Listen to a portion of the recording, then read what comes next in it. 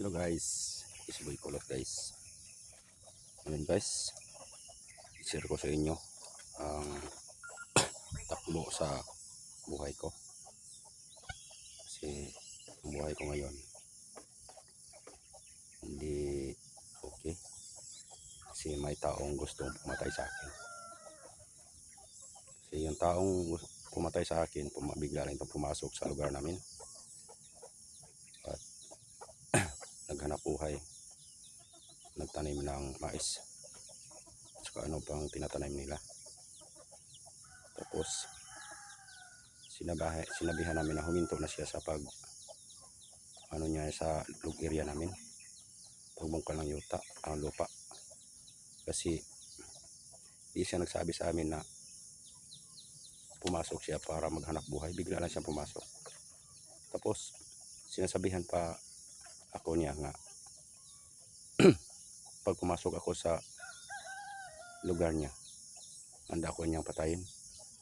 So ngayon guys, i-share ko sa inyo kung ano ang dapat kong gawin.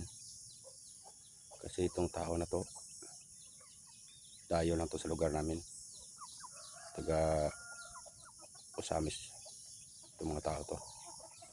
So yan lang i-share ko sa inyo guys. Ipakita ko sa inyo ang lugar nga pinapasukan nila.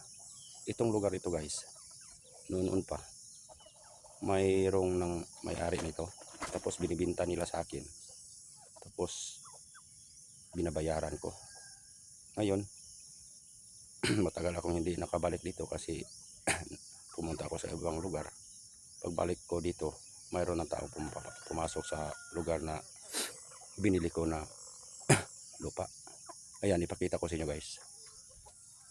Yan guys, muna ang lupa na bininta noon sa may-ari.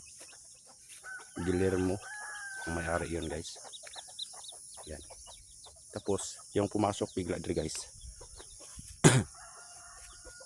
ang pangalan niya si Sito Lumangka. Sabi niya hindi daw niya ibibigay ang kanyang area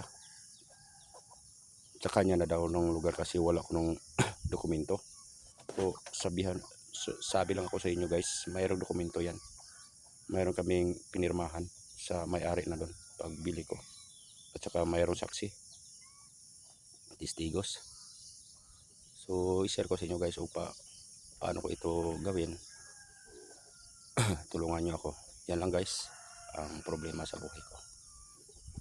Bye bye, Boy Kulot.